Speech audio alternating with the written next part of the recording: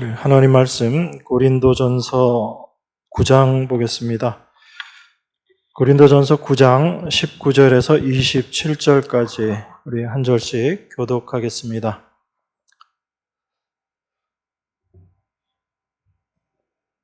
내가 모든 사람에게 자유하였으나 스스로 모든 사람에게 종이 된 것은 더 많은 사람을 얻고자 함이라. 유대인들에게는 내가 유대인과 같이 된 것은 유대인들을 얻고자 함이요 율법 아래 있는 자들에게는 내가 율법 아래 있지 아니하나 율법 아래 있는 자같이 된 것은 율법 아래 있는 자들을 얻고자 함이요 율법 없는 자에게는 내가 하나님께는 율법 없는 자가 아니요 도리어 그리스도의 율법 아래 있는 자나 율법 없는 자와 같이 된 것은 율법 없는 자들을 얻고자 함이라. 약한 자들에게는 내가 약한 자와 같이 된 것은 약한 자들을 얻고자 함이요 여러 사람에게 내가 여러 모양이 된 것은 아무쪼록 몇몇 사람들을 구원코자 함이니 내가 복음을 위하여 모든 것을 행함은 복음에 참여하고자 함이라. 운동장에서 다름질하는 자들이 다 달아날지라도 오직 상 얻는 자는 하나인 줄을 너희가 알지 못하느냐. 너희도 얻도록 이와 같이 다름질하라. 이기기를 다투는 자마다 모든 일에 절제하나니 저희는 썩을 멸류관을 얻고자 하되 우리는 썩지 아니할 것을 얻고자 하노라. 그러므로 내가 다름질하기를 향방 없는 자와 같이 아니하고 싸우기를 허공을 치는 것 같이 아니하여 같이 읽겠습니다.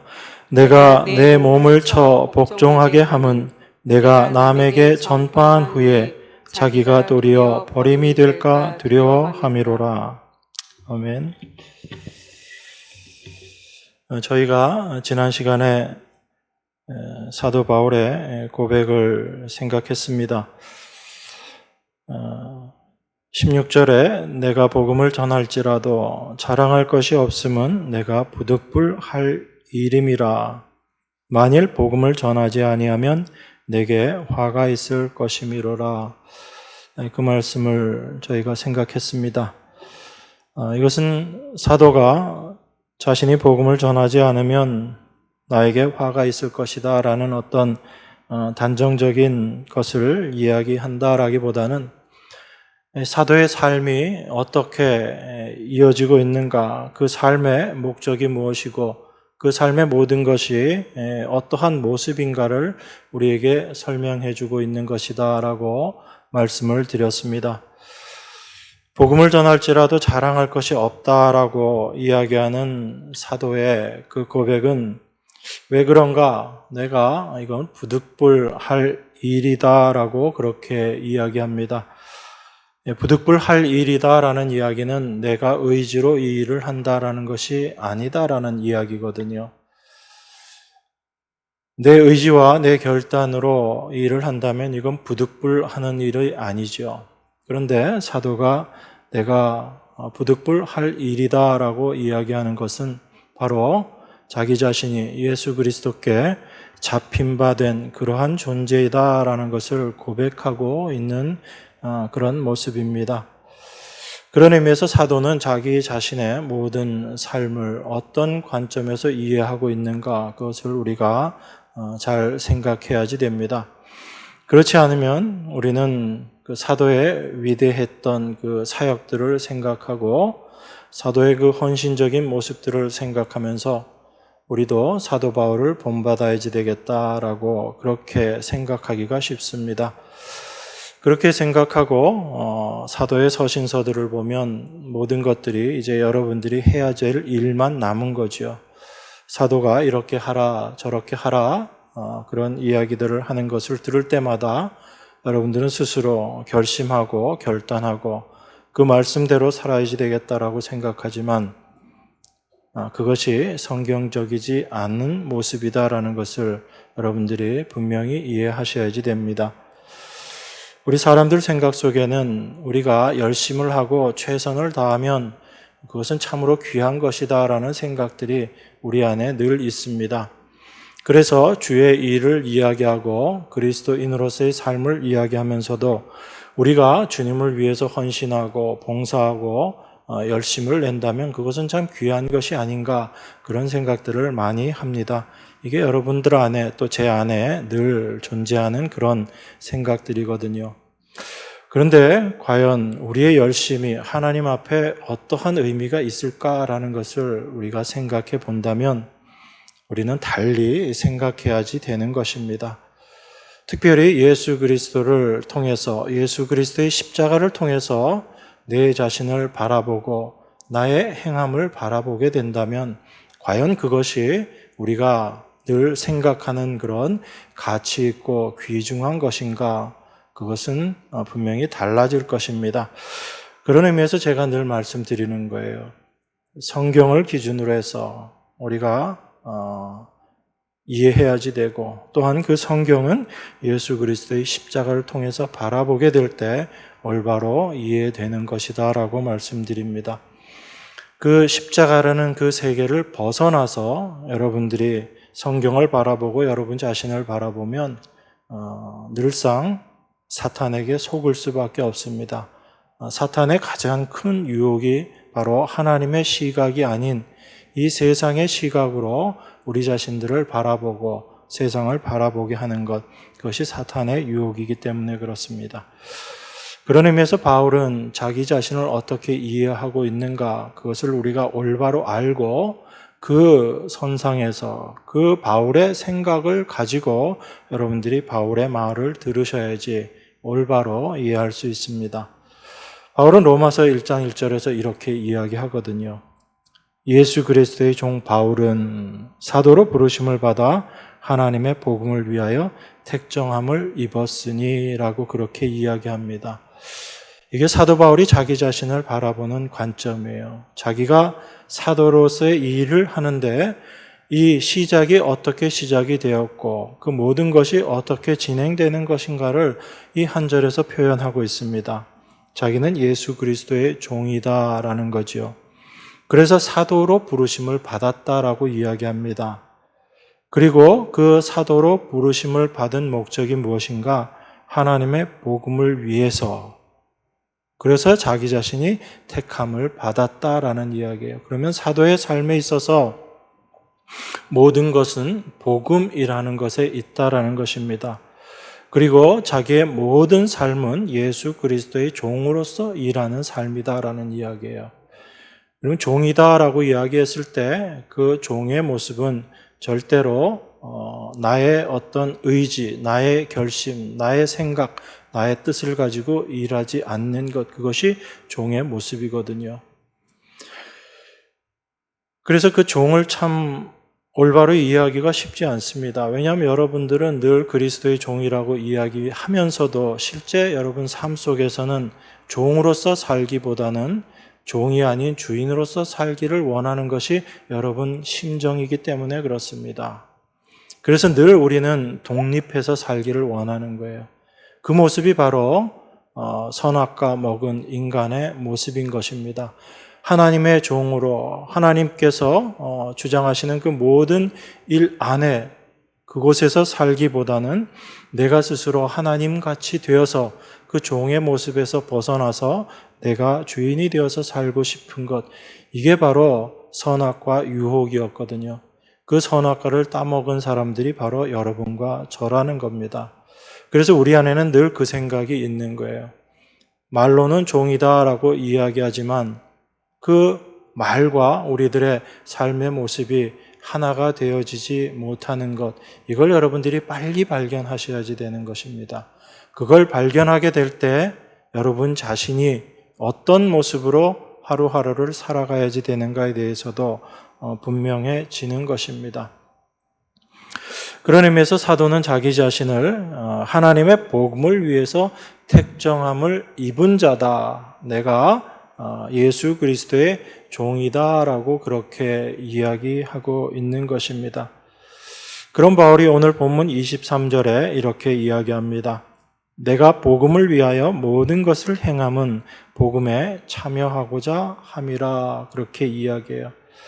그래서 사도 바울은 사도로서 복음을 위해서 택정함을 입은 자인데 자기가 행하는 그 모든 것들, 이것이 바로 복음을 위해서 행하는 것이다 라고 그렇게 이야기합니다. 그런데 그 복음을 위해서 행하는 그것 자체가 또한 복음에 참여하고자 합니다라고 그렇게 이야기를 해요. 그러니까 여러분, 이 복음이라는 것은 사도가 지금 복음을 위해서 일을 하고 복음을 위해서 모든 것을 행한다라고 이야기하지만, 복음이라는 것은 사도가 자기 손에 붙잡고 사용하고 있는 도구가 아니다라는 거예요. 사도는 지금 복음을 전하기 위해서 일하고 복음을 위해서 일하고 모든 것을 복음을 위해서 행하는데, 내가 그렇게 행하는 이유가 무엇인가? 내가 그 복음에 참여하고자 하기 때문에 그 일을 한다라는 이야기입니다. 그게 바울의 소망이라는 것이거든요. 그러니까 복음은 우리가 알고 있는 지식이 아니다라는 이야기입니다. 여러분들이 복음을 알았다고 해서 그 복음을 마음대로 여러분 스스로 사용할 수 있는 그런 도구가 아니다라는 것이 성경이 이야기하는 복음의 참된 의미인 것이에요. 그래서 우리는 복음이 무엇인지를 날마다 알아가고 그 복음 가운데 행함으로 말미암아 하나님의 은혜를 더 깊이 알아가게 되고, 복음이 무엇인지 그 복음 가운데 참여하게 됨으로 말미암아 참된 복음을 올바로 전할 수 있게 되는 것입니다. 그러니까 복음이 무엇인가를 사도가 이야기하는 그 의미에서 우리가 이해를 해야지 돼요. 내가 복음을 들었기 때문에 나는 복음을 아는 자다. 만약에 이것을 바울이 이야기한다면 바울은 자기 자신을 복음에 참여하기 위해서 모든 것을 행한다, 이렇게 표현할 수 없는 거죠. 그냥 바울은 복음을 전했던 사람인데 바울에게 과연 너가 복음을 아느냐? 이것을 물어보는 게 얼마나 무의미한 일이에요. 그죠? 그런데 바울은 자기가 복음을 위해서 모든 것을 행하는 것은 그 복음에 내가 참여하기 위해서 내가 그 일을 한다라고 생각했어. 또 그렇게 말하는 것을 우리가 보게 되면 복음이 무엇인지 우리가 좀 다른 의미에서 이해하려고 하는 그런 것들이 필요하다라는 생각을 하게 됩니다. 그래서 사도에게 있어서 자기의 모든 삶은 바로 복음과 관련되어 있는 삶이고, 그 안에서 자기 자신을 바라보고 자기의 행함을 바라보고 세상을 바라보고 있다라는 것을 여러분들이 먼저 생각해야지 됩니다. 그 복음 안에서 생각하게 될 때 사도 바울은 주님께 잡힌 바 되어서 지금 살아가고 있는 사람인 거예요. 그 복음이 사도 바울을 지금 간섭하고 있고, 그 복음이 사도 바울을 장악하고 있고, 그 복음이 사도 바울을 지금 사용하고 있는 것입니다. 그 복음이 바로 예수 그리스도이신 거죠. 그래서 우리는 사도 바울이 자기 자신의 삶을 어떻게 이해하고 있는가를 먼저 알고 바울의 고백인 이 서신서들을 보게 되면 우리도 동일한 그 고백 가운데 동참되어질 수 있다라는 것을 우리가 확인할 수 있게 되는 것입니다. 그래서 사도는 자기 자신을 그리스도의 종이라고 이야기를 하고 있죠. 고린도전서 7장 22절에서도 우리가 봤었지만 자기 자신을 그리스도의 종이다라고 그렇게 이야기합니다. 그 사도의 그 인식, 자기 자신이 어떠한 존재인가를 먼저 알고, 그리고 자기의 행함, 자기의 삶을 돌이켜볼 때 내가 그리스도의 종으로서의 삶을 지금 살아가고 있다라는 차원에서 바울의 모든 행함들을 여러분들이 바라보시게 되면 바울 스스로가 이 모든 것들이 내가 한 것이 아니요 하나님의 은혜다라고 이야기하는 그 바울의 고백을 우리가 이해할 수 있게 되는 것입니다. 오늘 본문 19절 이렇게 이야기합니다. 내가 모든 사람에게 자유하였으나 스스로 모든 사람에게 종이 된 것은 더 많은 사람을 얻고자 함이라, 그렇게 이야기합니다. 유대인들에게 내가 유대인과 같이 된 것은 유대인들을 얻고자 함이요, 이렇게 표현하거든요. 사도 바울은 자기 자신이 모든 사람들에게 자유한 자다라고 이야기합니다. 그러니까 바울은 지금 무엇이 참된 그리스도 안에서의 자유인가를 우리에게 이야기하고 있는 거예요. 자기는 분명히 모든 자들에게 자유한 사람인데, 그런데 유독 예수 그리스도께는 내가 종된 자로서 살아가고 있다라고 이야기합니다. 이건 내 의지로 되어지는 것이 아니고 주님께서 나를 붙잡고 있기 때문에 내가 그리스도의 종으로서 지금 있는 것이다라고 이야기를 해요. 그러면서 내가 모든 사람에게 또한 종이 됐다라고 그렇게 이야기합니다. 사도가 그리스도의 종이다라고 이야기하고 내가 모든 사람에게 자유했지만 스스로 모든 사람에게 종이 되었다라는 것은 여러분들이 바울이 자유자이면서도 모든 사람에게 종처럼 그렇게 겸손한 삶을 살았구나 그렇게 이해하시기보다는 예수 그리스도의 종된 삶 자체가 그리스도에게 종된 삶 자체가 바로 모든 사람에게 종으로서 살아가는 삶이구나라고 먼저 생각하셔야지 되는 거예요. 하나님이시면서도 이 땅에 종으로 오신 분이 바로 예수님이십니다. 그 예수님께서 이 땅에 종으로 오신 당신의 일을 십자가에서 다 이루신 거예요. 그래서 모든 사람의 종이 되신 분이 바로 예수 그리스도이십니다. 그 예수 그리스도의 종된 사도 바울은 자기 자신이 그리스도로 말미암은 삶을 살고 있을 때 그 삶의 모습이 바로 모든 사람에게 종된 그런 모습으로서의 삶이다라는 것을 지금 우리에게 이야기하고 있는 것입니다. 그런 의미에서 사도 바울의 삶이 어떤 것인가를 우리가 이해해야지 되는 거죠. 그래서 모든 사람에게 종이 된 것은 더 많은 사람을 얻고자 합니다. 이렇게 이야기를 해요. 사람을 얻고자 합니다. 그 의미가 무엇인지를 우리가 좀 생각해 보려면 22절 후반절에 이렇게 이야기합니다. 여러 사람에게 내가 여러 모양이 된 것은 아무쪼록 몇몇 사람들을 구원코자 합니다라고 이야기를 해요. 그 사람들을 얻고자 합니다. 이것을 바울은 다른 구절에서 지금 몇몇 사람들, 다른 사람들을 구원코자 합니다라고 그렇게 이야기합니다. 그리고 그 구원코자 합니다라는 그 말을 바울은 사실은 복음에 참여하고자 합니다라는 의미로 지금 이야기하고 있는 거예요. 여러분, 사도 바울이 열심히 수고하고 복음을 전한다고 해서 사람들이 사도 바울로 말미암아 구원함을 받는 게 아니죠. 구원함은 바로 하나님의 은혜로 그리스도의 십자가의 은혜로 말미암아 구원함을 받는 것입니다. 사도 바울이 그리스도의 종으로서 수고하지만 구원함은 하나님의 손에 달려 있는 거거든요. 그런 의미에서 사도 바울이 사람들을 얻고자 합니다. 내가 그들을 구원코자 합니다라는 그 의미는 자기가 그 사람들을 얻고 자기가 그 사람들을 구원시키겠다라는 그 의지의 표현이 아니라 그들도 나와 같이 동일하게 하나님의 은혜를 아는 자들로 그리스도의 은혜 가운데 있게 됨으로 말미암아 복음에 참여하는 자가 되기를 원한다라는 그 마음을 가지고 지금 자기 자신이 일하고 있는 그것을 이야기하고 있는 것입니다. 그러니까 얻고자 한다라는 것은 바울의 이런 마음인 거예요.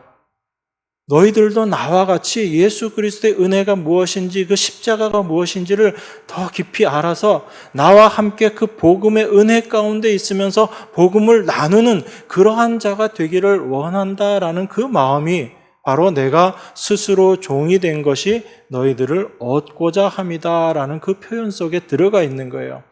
그러니까 사도 바울은 내가 어떠한 일을 해서 그들을 복음 가운데로 있게 해야지 되겠다라는 이 결심을 지금 이야기하고 있는 것이 아니라 내가 하나님께로부터 받은 바 그 은혜가 무엇인지를 너희들이 알게 되고 그 아는 것을 나와 함께 나누는 자가 되어서 그 복음에 참여하는 자가 되기를 원한다라는 그 심정을 지금 이야기하고 있는 것입니다.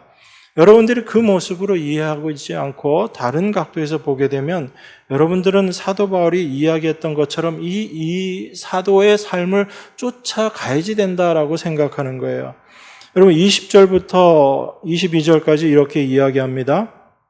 사도가 19절에서 내가 스스로 모든 사람에게 종이 된 것은 더 많은 사람을 얻고자 합니다라고 이야기하고 그 얻고자 하는 그 일의 모습을 20절부터 이렇게 설명해요. 유대인들에게는 내가 유대인과 같이 된 것은 유대인들을 얻고자 하며 율법 아래 있는 자들에게는 내가 율법 아래 있지 아니하나 율법 아래 있는 자같이 된 것은 율법 아래 있는 자들을 얻고자 하며 율법 없는 자에게는 내가 하나님께는 율법 없는 자가 아니요 도리어 그리스도의 율법 아래 있는 자나 율법 없는 자와 같이 된 것은 율법 없는 자들을 얻고자 함이라. 약한 자들에게는 내가 약한 자와 같이 된 것은 약한 자들을 얻고자 함이요. 이렇게 이야기합니다. 바울이 지금 율법 있는 자들에게는 율법 있는 자들과 같이 내가 행동하고 율법 없는 자들에게는 내가 율법 없는 자처럼 그렇게 살고 약한 자들에게는 내가 약한 자같이 된 것이다. 이렇게 이야기를 합니다. 여러분, 이 말씀 속에서 여러분들은 어떤 걸 바라보세요? 사도가 정말 겸손한 사람이구나. 자기가 자기의 것을 주장하지 않는 그런 참 겸손함이 있구나. 그 말씀을 보면서 여러분들도 사도와 같이 이런 삶을 살아야지 되겠다. 이것을 생각하시고 이 말씀 속에서 어떤 행함이나 그런 것들을 보세요. 만약에 여러분 눈에 여기에서 어떤 행함들이 보여지고 우리가 실천해야지 될 어떤 일들로 이 말씀이 보여지면 여러분들은 이제 혼란스러워질 거예요. 왜 그러냐면 우리가 이 성경의 말씀들을 보면서 무엇을 하라라는 그 말씀을 보면 해야지라고 생각을 합니다. 그런데 실제 여러분들이 그것을 행하려고 하면 늘 부딪힘이 생겨요. 행하는 것을 올바로 할 수 없는 그것들을 보게 되거든요. 여러분, 율법 있는 자들에게는 율법 있는 자처럼 행한다라는 건 가능한 것 같아요. 나는 율법에 자유로운 자이지만 율법에 매여 있는 사람들 앞에서 내가 동일하게 율법 있는 자처럼 행동하는 것 가능할 것 같습니다. 그리고 율법 없는 자들에겐 난 그리스도의 율법 아래, 법 아래 있는 자지만 난 율법 없는 자들 앞에서 내 율법 없는 자처럼 행동할 수 있을 것 같다라고 생각해요. 그리고 약한 자들에겐 내가 약한 자처럼 행동할 수 있을 것 같다라고 생각을 합니다. 그런데 한번 생각해 보세요. 율법 있는 자들과 율법 없는 자들이 같이 있는 자리에 만약에 여러분들이 있다라고 한번 생각해 보십시오. 그럼 여러분 어떻게 행동하셔야지 맞는 거예요? 율법 있는 자처럼 행동해야지 됩니까? 아니면 율법 없는 자처럼 행동해야지 됩니까? 그러니까 우리는 말씀을 보면서 그냥 할 수 있을 거다라고 막연하게 생각하지만 이건 우리의 실천을 위한 말씀이다라고 생각하지만 조금만 더 깊이 들어가 보면 사실은 우리가 실천할 수 없는 그런 상황들이 더 많다라는 것을 알게 되는 거예요. 따로 있으면야 그 사람들에게 이런 모습으로 보일 수도 있고 저런 모습으로 보일 수도 있지만 같이 있으면 어떻게 얘기할 거예요? 여기서 이렇게 얘기하면 저긴 반대 모습이 되는 것이고 저쪽 가서 얘기하면 이쪽과는 반대 모습이 되는 건데 그거 어떻게 행동하실 거예요? 그러니까 사도가 지금 이야기하는 것은 어떤 실천을 우리에게 이야기하고 있는 것이 아니다라는 것입니다. 이걸 우리가 다른 표현으로 하면 자기 부인이라는 거예요. 나는 그리스도의 율법으로 말미암아 자유한 자들이지만 율법에 매여 있는 그 자들 앞에서는 내가 내 자유를 주장하지 않는 자처럼 내가 지금 어떠한 모습으로 있다 할지라도 이것을 가지고 내가 주장하지 않는 그 모습, 그걸 지금 바울은 이야기하고 있는 거거든요. 여러분, 약한 자들에게는 내가 약한 자와 같이 된 것, 약한 자들 앞에 약한 자의 모습으로 쓴다는 게 쉬울 것 같아요. 대부분의 사람들은 약한 자들 앞에서는 어떤 모습을 보여요? 강한 자로 드러나는 게 사람들의 본성이거든요. 그런데 그렇게 강한 자 같은 모습을 보이다가도 자기보다 더 강한 사람이 나타나면 어떻게 해요? 약한 자처럼 그렇게 행동하는 게 우리 인간의 모습이잖아요. 그러니까 바울은 지금 율법이 있느냐 없느냐 약한 자들인가 아닌가 그 어떤 사람들 앞에서도 자기 자신의 모습을 주장하지 않는 자기 안에 있는 그 어떤 것들도 인정하지 않는 그 삶의 모습을 우리에게 이야기하고 있는 것입니다. 그것이 바로 지금 바울이 복음으로 모든 것을 행한다라는 그 의미인 거예요. 그러니까 단순하게 율법 없는 자들에겐 그들에게 맞춰서 행동하고 율법 있는 자들에겐 또 그들에게 맞춰서 행동하고 약한 자들에겐 내가 강하지 않고 약함으로 나아가고 이런 어떤 실천의 의미를 이야기하는 것이 아니라 복음이 무엇인지를 지금 우리에게 이야기하고 있다라는 것을 여러분들이 분명하게 아셔야지 됩니다. 우리 로마서 말씀 한 군데 보겠습니다. 로마서 14장 1절에서 3절입니다.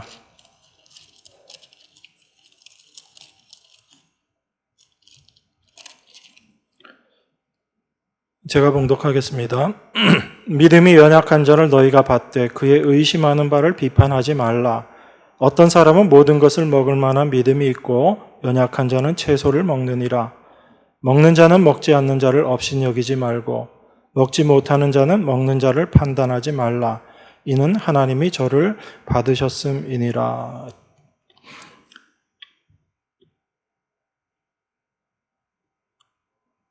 믿음이 연약한 자를 너희가 받는데 그 의심하는 것, 그걸 너희들이 비판하지 말아라 라고 이야기합니다.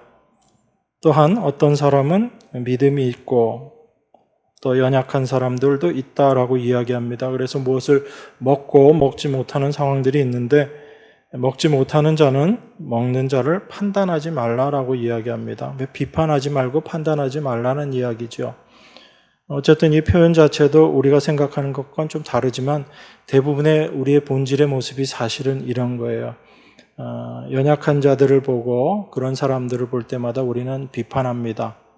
그런데 또 낮은 위치에 있게 되면 위에 있는 그쪽 사람들을 보면서는 또 항상 판단하게 돼요. 그게 우리들의 모습인데 무엇이 비판이고 무엇이 판단인가 이것 자체를 지금 여러분들에게 얘기하기보다는 이 업신여기지 않고 비판하지 않는 것, 이것을 지금 사도가 이야기하면서 이거 하지 말고 저거 하지 말아라 라는 그런 의미의 이야기인가라는 겁니다. 우리 스스로 비판하지 않고 판단하지 않는다는 게 그게 우리의 어떤 의지나 결단으로 가능한가 하면 사실 쉽지 않거든요. 그러면 우리가 다른 사람들, 역한 자들을 업신여기지도 않고 또 다른 사람들을 비판하지도 않는 그런 모습은 어디에서만 가능한 것인가를 우리가 좀 생각해 봐야지 됩니다. 그게 바로 내 자신의 의지나 그런 것이 아니라 예수 그리스도를 바라보게 될 때 우리는 그 비판과 판단과 다른 사람을 업신여기는 그 모습에서 자유로워질 수 있는 거예요. 우리가 항상 내 위치가 어떻다라는 것을 먼저 생각하게 될 때 내 주변의 사람들과 나를 비교하고 판단하게 되는 것이거든요. 그런데 내가 그 다른 사람을 바라보는 것이 아니라 예수 그리스도를 바라보게 되면 내가 어떠한 존재인지를 분명하게 알게 됩니다.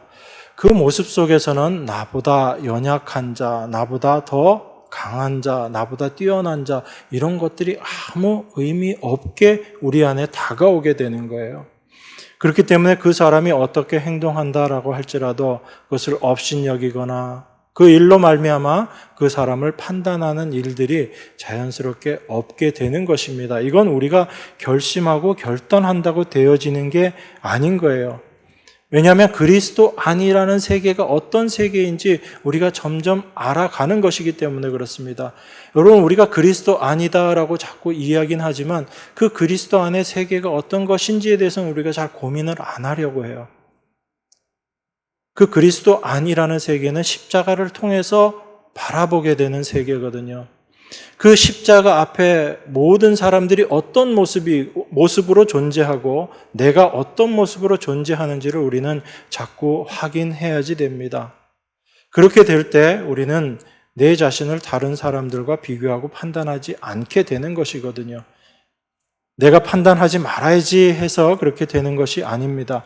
그러면 사도가 지금 그렇게 다른 사람들 업신여기지 말고 비판하지 말아라라고 이야기할 수 있었던 그 근거를 우리가 어디서 찾아볼 수 있냐면 사도의 그 고백 속에서 우리가 그것을 찾아볼 수 있습니다. 로마서 7장 22절, 24절 한번 보겠습니다.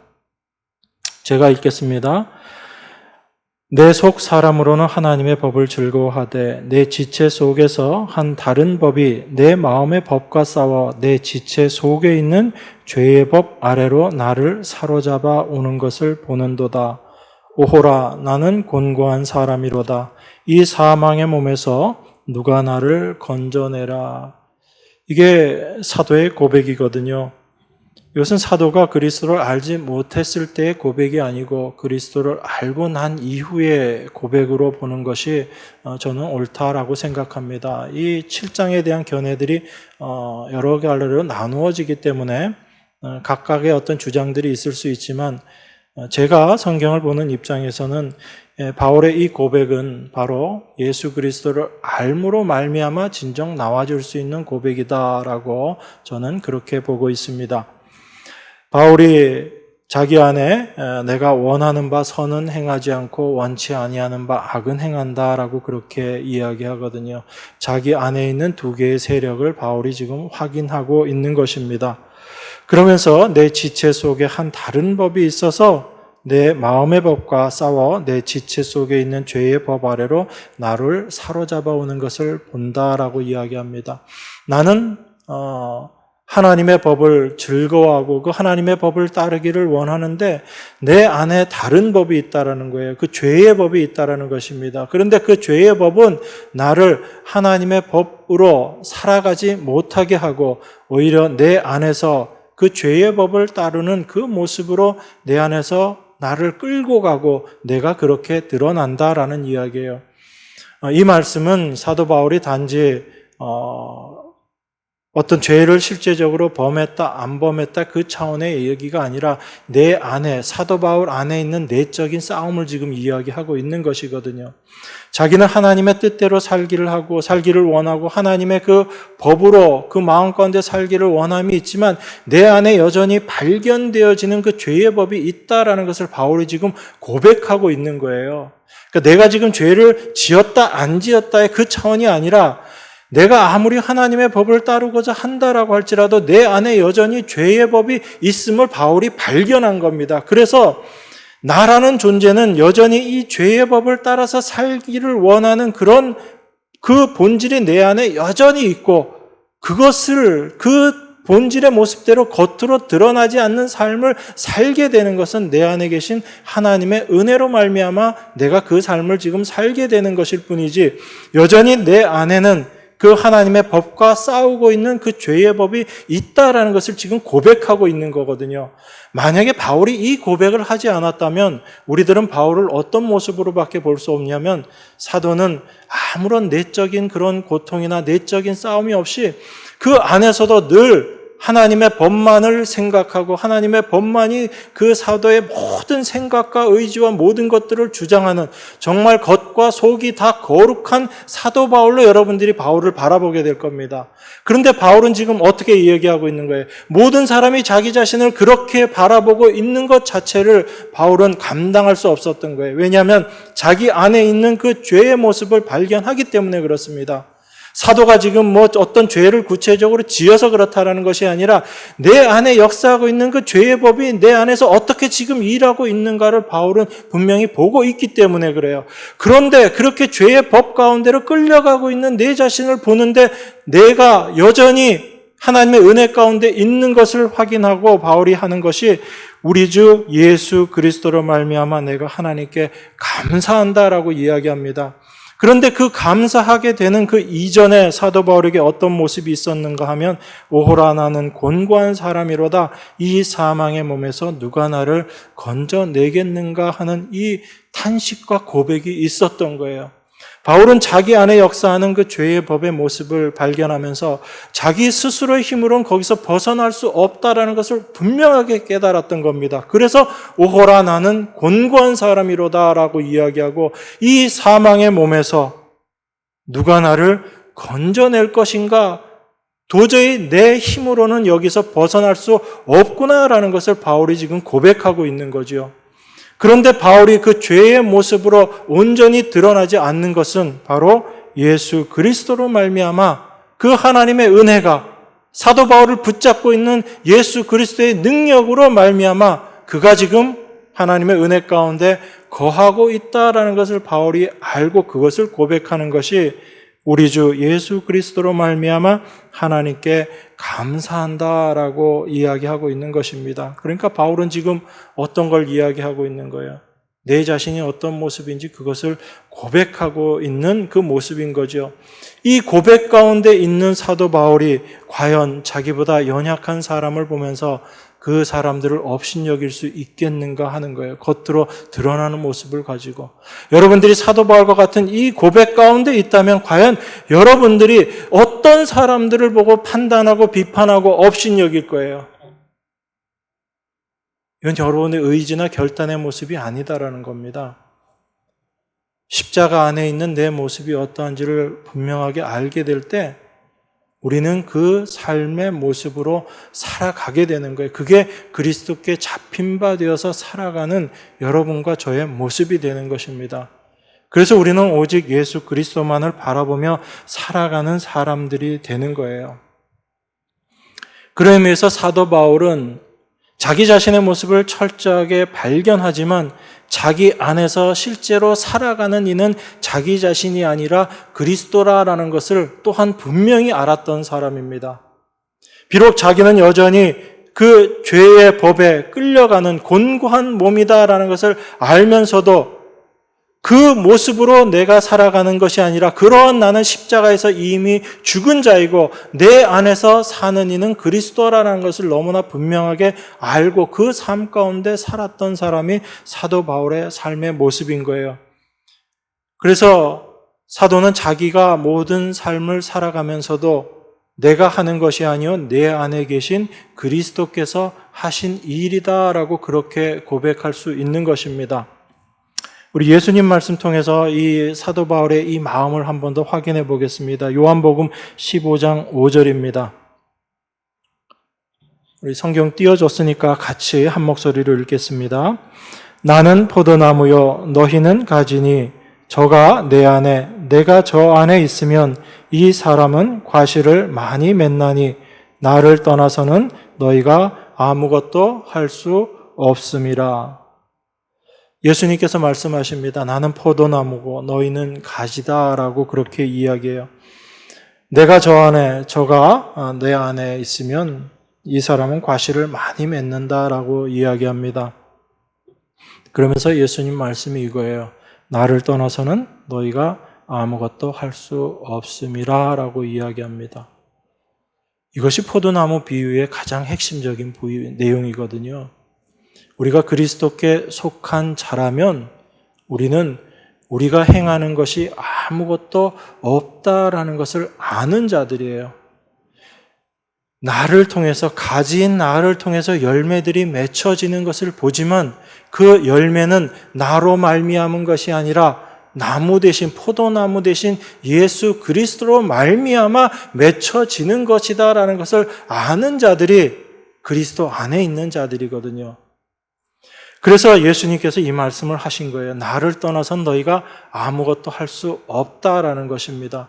이건 단지 포도나무에 붙어있는 그 가지가 떨어져 나가면 말라 비틀어져서 아무것도 할 수 없다라는 그 차원에서 끝나는 말씀이 아니라 우리가 그 포도나무에 붙어 있어서 열매를 많이 맺는다 할지라도 그 열매 맺음이 나의 행함과는 아무 상관이 없다라는 거예요. 그걸 지금 이야기하고 있는 것입니다. 그런데 우리는 나를 통해서 나타나는 어떤 과실들을 보면서 뭔가 내가 기여한 것이 있겠지라고 생각하는 거예요. 그걸 지금 예수님께서 부정하고 계시는 것입니다.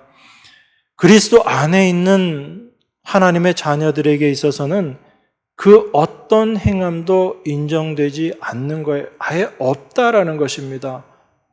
이것이 사도가 늘 이야기했던 자기 부인의 모습이거든요. 십자가 앞에 서 있는 자기 자신의 모습이고 그리스도 안에 있는 자기 자신의 모습인 것입니다. 그런 사람들이 모든 것을 행한다라고 했을 때 그 행함은 누가 행하신 거예요? 그리스도께서 행하신 거죠. 그래서 사도가 그런 얘기를 합니다. 내가 능력 주시는 자 안에서 모든 것을 할 수 있다라고 이야기해요. 이 말씀을 우리가 자꾸 오해해서 주님이 능력 주시면 이제 우리가 모든 것 다 할 수 있다라고 그렇게 오해하지만 실제 그 말씀의 의미는 뭐인 거예요? 내게 능력 주시는 자 안에서 내가 모든 것 할 수 있다라는 얘기는 그 능력이 나를 붙잡고 그 능력이 모든 것을 행하신다라는 그 의미인 것이잖아요. 여러분들이 어떤 능력인 걸 받아서 그거 붙잡고 휘둘러서 뭔가를 할 수 있는 그런 사람이 된다라는 것이 아니라 그 능력이 내 안에 임함으로 말미암아 그 능력이 나를 붙잡고 모든 일을 이루어낼 수 있다. 바로 그 능력이 어떤 분인가를 우리에게 이야기하고 있는 것이 바울의 고백이거든요. 그런데 우리 인간은 자꾸 그렇게 생각 못하는 거예요. 선악과 먹은 우리 인간들은 하나님 앞에서의 모습이 아니라 하나님처럼 되고 싶은 인간으로서 계속 서 있고 싶은 거예요. 그래서 내가 하나님처럼 되겠다라는 그 생각을 가지고 성경을 바라보게 되니까 계속 그렇게 이해하려고 하는 거죠. 하나님은 우리 안에서 그걸 깨뜨리시는 거예요. 그 선악과 먹은 우리의 모습을 하나님께서는 십자가를 통해서 철저하게 깨뜨리시는 것입니다. 그래서 그리스도 안의 세계가 무엇인지, 참된 십자가 안에서의 삶이 무엇인지를 우리에게 이야기하고 계시는 거죠. 그 능력에 붙들려서 살아가는 사도 바울이 바로 그리스도의 종으로서 살아가는 삶의 모습인 겁니다. 그 시각에서 여러분들이 오늘 본문의 말씀을 보게 되어야지 됩니다. 그래서 약한 자들에게는 내가 약한 자와 같이 된 것은 약한 자들을 얻고자 하며 여러 사람에게 내가 여러 모양이 된 것은 아무쪼록 몇몇 사람들을 구원코자 함이니 내가 복음을 위하여 모든 것을 행함은 복음에 참여하고자 함이다라고 이야기하는 이 바울의 말의 의미를 분명히 이해해야지 됩니다. 내가 이렇게 겸손한 삶을 산다, 이것을 지금 이야기하는 것이 아니라 복음이 무엇인지를 알게 되고 하나님의 그 은혜가 무엇인지를 알게 됐을 때 그 은혜 가운데 거하는 그 삶을 내가 살아가고 그 은혜를 함께 나누는 자로서 살기를 원한다라는 그 의미에서 내가 복음을 위해서 모든 것을 행하는 것은 너희들을 얻고자 함이고 너희들을 구원코자 함이고 그것이 바로 너희들과 함께 복음에 참여하고자 하는 그것, 바로 그 마음을 지금 바울이 이야기하고 있는 것입니다. 그렇다면 우리가 24절 이후에 나와 있는 말씀들도 그 시각에서 하나님의 복음에 잡혀 있는 바울의 시각에서 여러분들이 보시면 좀 다른 의미로 다가오게 될 것입니다. 24절부터 제가 봉독합니다. 운동장에서 다름질하는 자들이 다 달아날지라도 오직 상 얻는 자는 하나인 줄을 너희가 알지 못하느냐? 너희도 얻도록 이와 같이 다름질하라. 이기기를 다투는 자마다 모든 일에 절제하나니 저희는 썩을 면류관을 얻고자 하되 우리는 썩지 아니할 것을 얻고자 하노라. 그러므로 내가 다름질하기를 향방 없는 것 같이 아니하고 싸우기를 허공을 치는 것 같이 아니하여 내가 내 몸을 쳐 복종하게 함은 내가 남에게 전파한 후에 자기가 도리어 버림이 될까 두려워함이로라. 이렇게 이야기합니다. 특별히 24절 말씀 보면서 운동장에서 다름질하는 자들이 다 달아날지라도 오직 상 얻는 자는 하나인 줄 알지 못하느냐, 이 말씀 우리가 보고 열심히 최선을 다해서 다름질해야지 된다라고 이야기합니다. 상을 얻기 위해서 열심히 달려야지 된다라고 이야기하죠. 빌립보서에서도 그 비슷한 말씀이 있습니다. 예수 안에서 하나님이 위에서 부르신 부름의 상을 위해서 내가 쫓아간다라고 그렇게 이야기하죠. 지난 수요일에 저희가 살펴봤던 말씀인데 히브리서에도 이 비슷한 말씀이 있습니다. 이러므로 우리에게 구름같이 둘러싼 허다한 증인들이 있으니 모든 무거운 것과 얽매이기 쉬운 죄를 벗어버리고 인내로써 우리 앞에 당한 경주를 경주하며, 성경을 보면 이런 몇 군데 말씀들을 통해서 열심히 우리가 경주해야지 된다라고 표현하는 구절들이 있습니다. 그런데 이 말을 우리가 오해하면 이것을 경쟁으로 이해해버리면 문제가 되는 겁니다. 여러분, 상 받기 위해서 다름질해라, 이것을 우리가 오해해버리면 이건 경쟁이 되어버려요. 이 경쟁이라는 것은 절대로 그리스도 안의 세계에서 받아들일 수 없는 모습입니다. 제가 좀 전에도 말씀드렸잖아요. 사도 바울이 자기 자신을 어떻게 이해하고 어떻게 바라보고 있는가, 그리스도 안의 세계라는 것이 어떤 것인가를 우리가 이야기합니다. 그 생각 속에서 나와 다른 사람을 바라보게 될 때 경쟁의 대상이 될 수 있는 것이 아니거든요. 그러면 바울은 지금 이 이야기를 하면서 우리로 하여금 어떤 열심을 내게 하고, 근데 그 열심을 내게 하는 것이 열심히 달려도 상 받는 사람 하나니까 너희들이 상 받기 위해서 열심히 달려라, 그 차원에서 이야기하고 있는 것이 아니다라는 것을 여러분들이 먼저 생각하시면서 이 말씀을 봐야지 되는 거예요. 25절에 이렇게 이야기합니다. 이기기를 다투는 자마다 모든 일에 절제한다라고 그렇게 이야기합니다. 이 이기기를 다툰다라는 것이 운동장에서 다름질하고 있는 모습이잖아요. 그죠? 그러면 그 운동장에서 다름질하는 자들이 바로 이기기를 다투는 자들이고, 그들은 그 이기기를 다투기 위해서 지금 절제하고 있다라고 그렇게 이야기합니다. 그 절제의 모습이 사도 바울이 자기에게 있는 그 권리들, 자기가 쓰지 않고 그 권리들을 포기했던 그런 모습들 중에 하나인 것이거든요.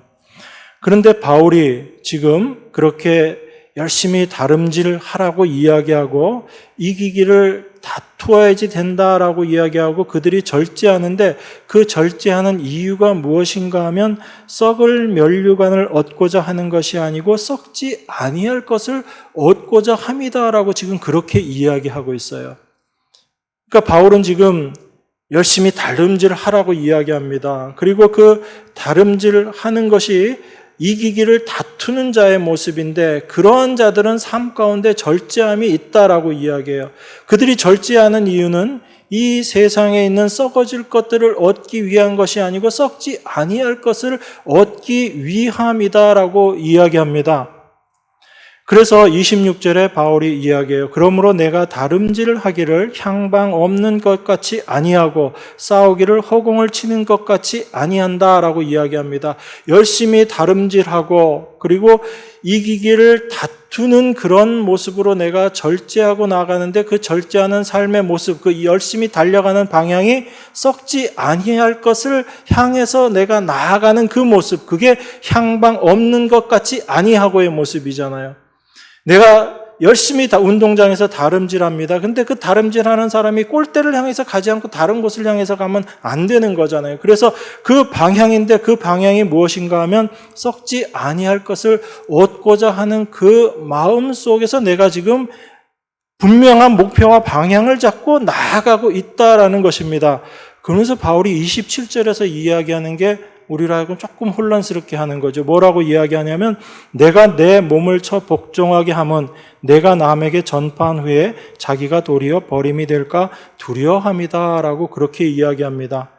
지금 자기 자신의 몸을 쳐 복종하는 것이 이게 지금 향방 없지 아니한 다름질을 하고 있는, 지금 열심히 이기기를 위해서 지금 싸우고 있는 자기 자신의 모습을 이야기합니다. 그렇게 살아가고 있는 그 자기의 모습을 지금 자기의 몸을 쳐서 복종하고 있는 삶이다라고 바울이 지금 그렇게 표현하고 있는 거거든요. 그러니까 24절부터 27절까지가 전체가 이어지는 하나의 내용인 거예요. 그 삶 속에서 바울이 이렇게 이야기합니다. 내가 그렇게 살아가는 것은 내가 남에게 전파한 후에 도리어 내가 버림이 될까 두려워해서 이렇게 얘기한다. 그러면 이거 우리가 그냥 표현적으로 나와 있는 것만 보면 바울은 자기가 버림받을 것 두려워서 지금 이렇게 열심히 일한다, 이렇게 들리잖아요. 그러면 여러분들이 이 말이 이렇게 보이면 지금까지 바울이 했던 이야기하고 지금 바울이 이렇게 이야기하는 게 과연 맞는가라는 걸 한번 생각해 보셔야지 되는 거예요. 바울은 지금 자기 자신의 삶을 어떻게 이야기하고 있습니까? 예수 그리스도께 잡힌 바 되어서 살아가고 있는 삶이다라고 이야기하죠. 그리스도의 종으로서 지금 살아가고 있는 삶을 이야기하고 있습니다. 그래서 자기의 모든 삶이 그리스도로 말미암아 된 것이다라는 것을 고백하는 삶을 지금 이야기하고 있는데, 그 이야기를 하면서 내가 열심히 하지 않으면 내가 오히려 버림받을까 두려워서 내가 열심히 한다. 이건 서로 안 맞는 이야기잖아요.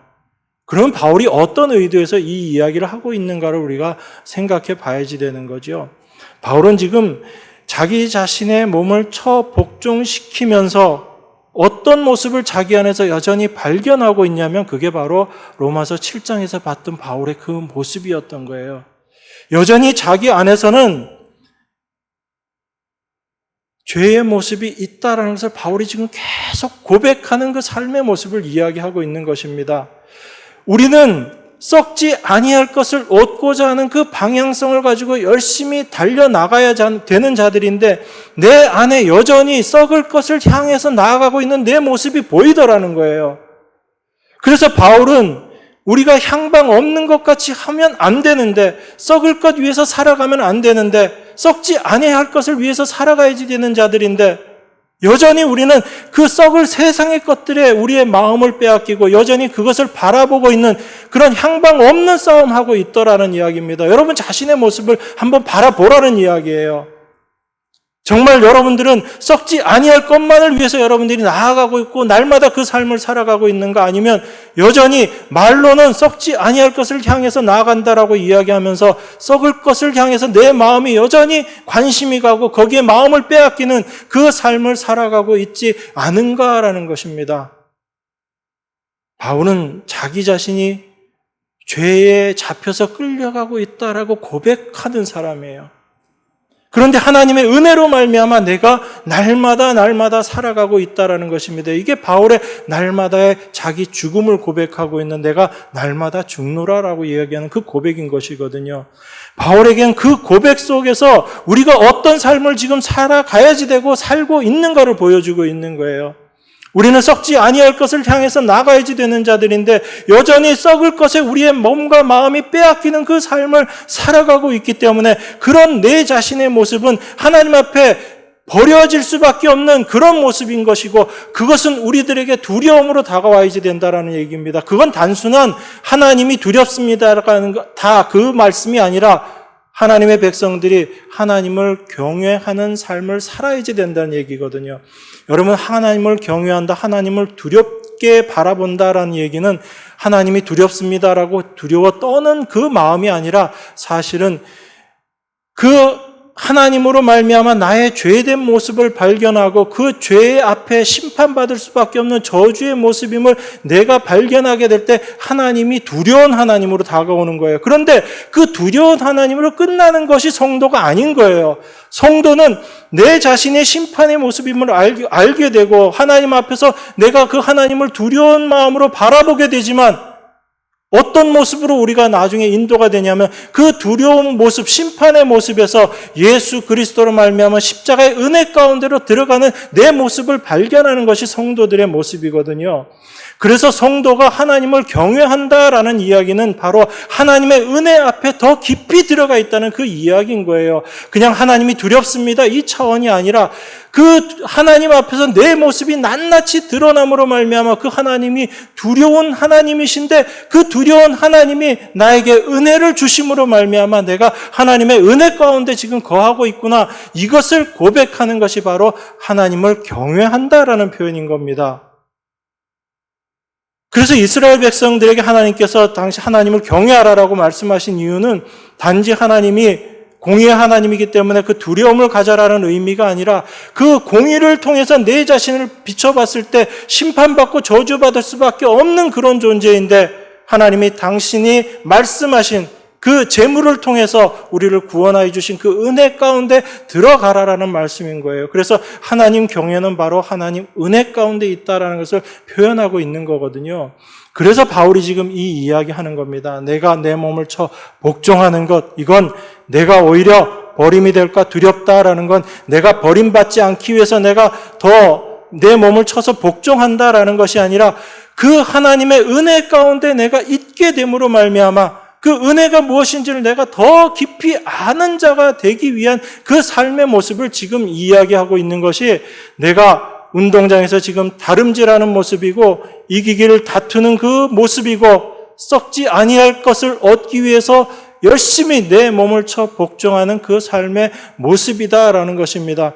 그렇게 이야기했을 때 바울이 내가 복음을 위하여 모든 것을 행함은 복음에 참여하고자 함이다라는 이 말씀의 의미가 여러분들에게 분명하게 다가오는 거예요. 바울은 그 복음 가운데 자기가 참여된 자로, 복음의 은혜 가운데, 하나님의 은혜 가운데 그 은혜를 나누는 그 삶 가운데 내가 동참되어지기를 원하고, 너희들도 그 은혜를 알고 그 은혜 가운데 함께 있기를 원한다는 그 마음으로 내가 너희들을 얻기 위해서 너희들을 구원코자 하고 너희들과 함께 그 은혜에 동참하기를 원한다, 그 복음 가운데 참여하기를 원한다, 이 이야기를 하고 있는 거예요. 그 은혜를 아는 자들의 삶 가운데는 하나님께 붙잡힌 자 된 자들의 삶 가운데 자연스럽게 나타나는 것이 열심히 달리는 모습입니다. 내 안에 그런 싸움이 있기 때문에 이걸 우리가 바울 안에 있는 그 내적인 싸움이라고 이야기하는 거예요. 그래서 그 초고 복종시키는 것이 내 힘과 내 능력이 아니라 내가 어떤 자인지를 깨닫고 하나님의 은혜로 말미암아 내 안에서 있게 되는 그 싸움, 이것이 바로 나를 복종시키는 이 싸움인 거거든요. 이건 성도들에겐 반드시 있어야지 되는 것이고 있을 수밖에 없는 삶의 모습인 거예요. 바울은 지금 이 모습을 이야기하고 있는 것입니다.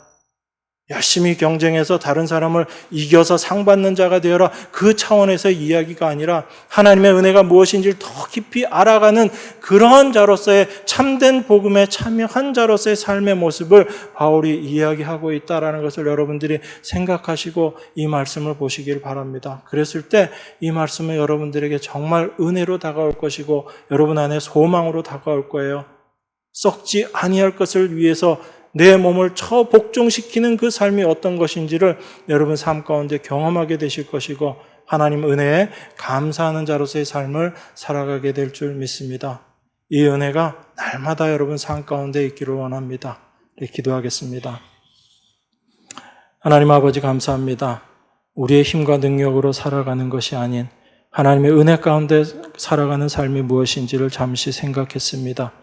우리 인간의 생각들 다 내려놓게 하시고 죄된 사탄의 생각들 우리 머릿속에서 다 물러나게 하셔서 오직 하나님의 은혜가 무엇인지 참된 복음이 무엇인지 그 복음의 참여함이 무엇인지를 날마다 알아가는 저희들의 삶의 모습이 될 수 있도록 하나님 은혜 더하여 주시옵소서. 귀하신 예수 그리스도 이름으로 기도드리옵나이다. 아멘.